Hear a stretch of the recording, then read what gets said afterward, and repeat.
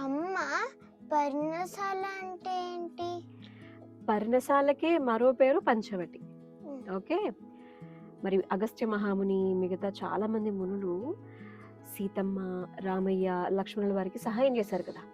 ఒకసారి గంగా నదిని దాటి గుహుని హెల్ప్తో అవతలికి చేరుకున్న తర్వాత ఆ రాత్రంతా కూడా ఒక మహర్షి ఆశ్రమంలో ఉండి అన్ని వివరాలు తెలుసుకుని అక్కడి నుంచి వేరే చోటికి వెళ్ళి అగస్త్య మహాముని కలిసి అక్కడ వారు దండక అనేటువంటి వ్యక్తికి సంబంధించినటువంటి వివరాలు మాట్లాడుకున్నారంట. సాధారణంగా దండకారణ్యం అంటూ ఉంటారనమాట.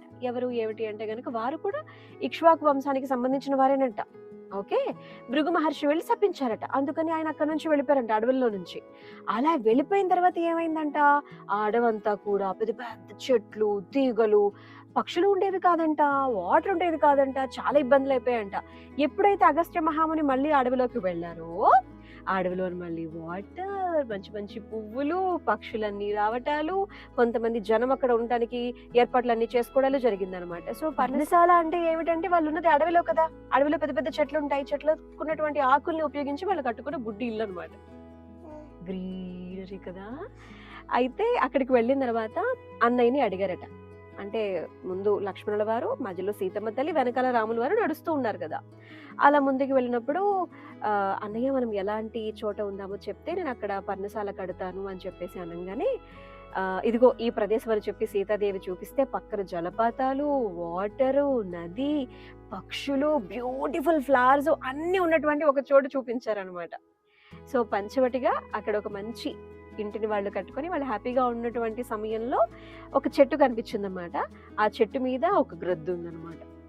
అయితే తను తానే పరిచయం చేసుకుందంట. నా పేరు జటాయువు, నేను ఇక్కడే ఉంటాను, నేను మీకు కావాలంటే హెల్ప్ చేస్తాను అని చెప్పేసి అన్నదంట. ఒకవేళ అన్నదమ్ములు ఇద్దరు కూడా మీకు కందమూలలు అవి తెచ్చుకోవడం కోసం బయటకు అవి వెళ్తూ ఉంటారు కదా, అప్పుడు నేను సీతమ్మ తల్లికి తోడుగా ఉంటాను, మీరు ఎక్కడున్నా కూడా నేను మీకు కాపలా కాస్తాను అని చెప్పేసి ఫ్రెండ్షిప్ చేసుకుంటే అలా ఆ నలుగురు కలిసి అక్కడ చాలా హ్యాపీగా ఉన్నారంట.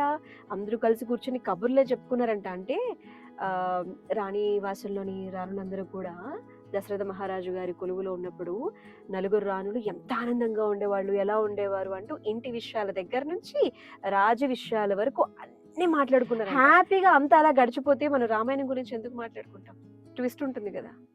వీళ్ళందరూ హ్యాపీగా ఉన్న టైంలో అక్కడికి ఒక లేడీ వచ్చింది.